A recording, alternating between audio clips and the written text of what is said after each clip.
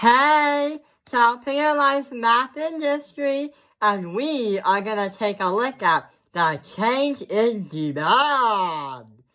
So in this video, we're just gonna look about demand because there are two things, supply and demand. In this one, we're only looking at the demand part. We're gonna look at the factors that change the demand and how they are demonstrated on the economic graph. So what changes demand? Well, there are 5 things that we're gonna look at. Let's kind of think for a moment how it changes. So, when you take a look at demand, the rule with demand, the law of demand is, when the price of an object goes up, demand goes down, because the idea, it comes from a buyer's perspective. You want to buy the same quality product at a cheaper price than buying it expensively at the same quality. If we can reverse the rule, that's what we can understand too. If the price is low, then the demand is going to go up. More people are going to want to buy it. So talking about price and demand, we can say that that's our primary cause, the price of something. If you want to buy object A at this price, $10, and buy object B at $8, but they're the same, then what would you buy? You'd probably buy product B.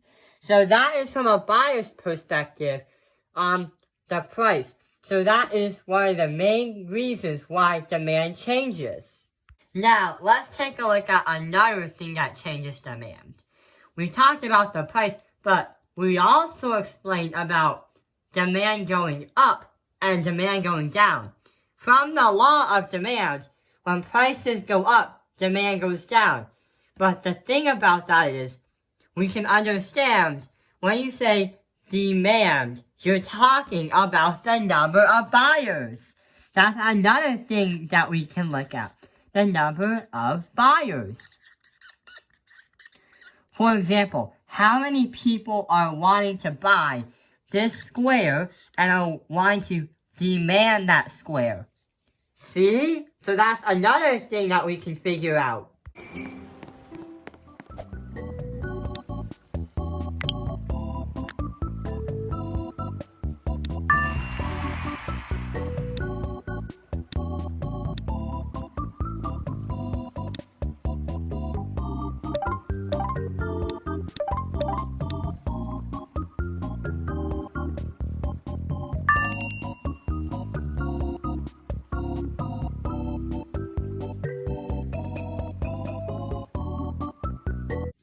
A third thing that we can think about does not talk about price and does not talk about the number of buyers. So let's think for a moment. Let's talk about this robot that I made from Vex Robotics. Let's talk about the tires part of it. So the tires are made of something else, right? Yeah, they're made of rubber. So let's compare two things about rubbers and tires. So the rubber market or the rubber industry is going to highly affect how many tires are being produced. So what we can say about this is, if the price in the rubber goes up, then the demand for the number of tires is going to go down because it's more expensive to make the tires that are made of rubber. So if something that you're trying to make goes up, then the quantity that you're trying to have and the people wanting to buy that object once it's finished made is going to go down. So more expensive to make the thing. So now we can take a look at the price of a related good. if we can say that, we can understand why we're comparing it to rubbers and tires. So price of related good.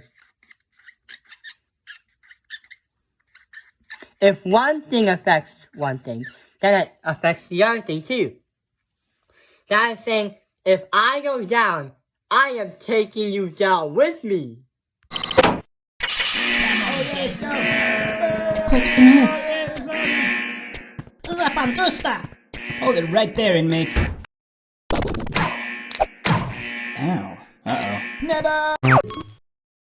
The number 4 reason is really easy to understand. It is going to be called the taste. But it's not the kind of taste that, yum, pizza.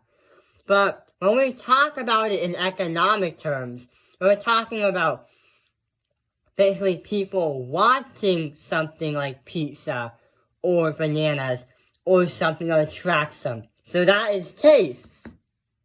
And the last one is called expectations.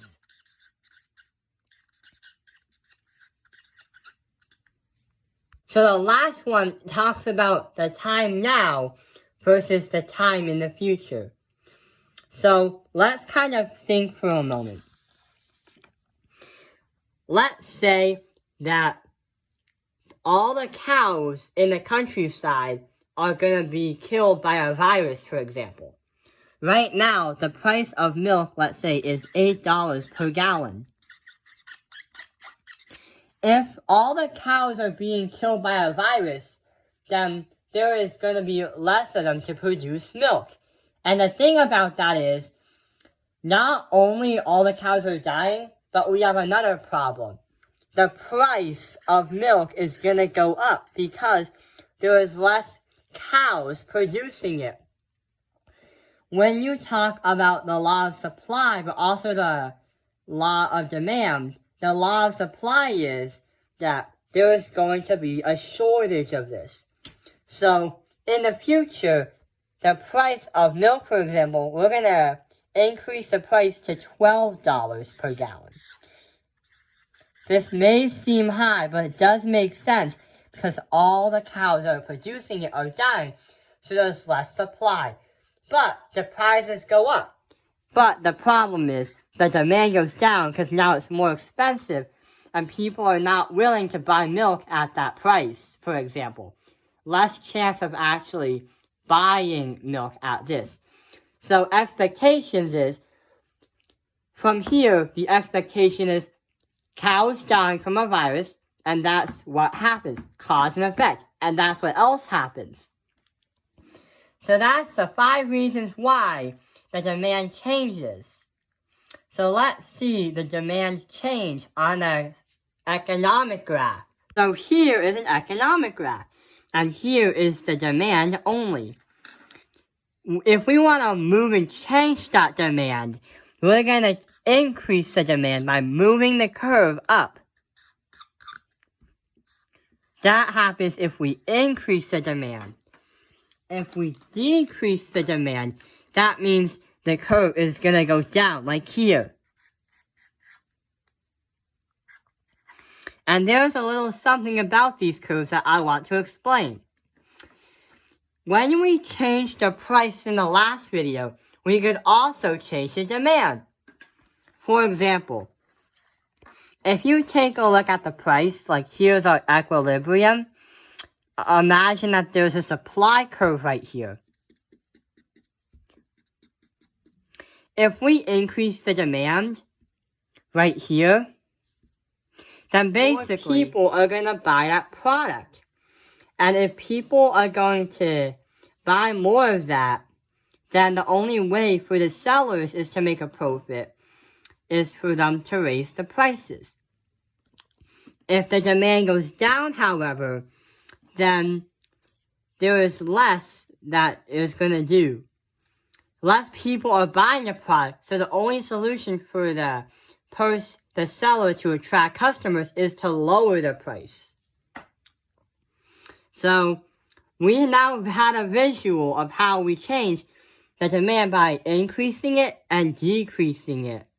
That explains the video. we have now understood the effects and the change and demand. I hope this video has helped you understand the change in demand.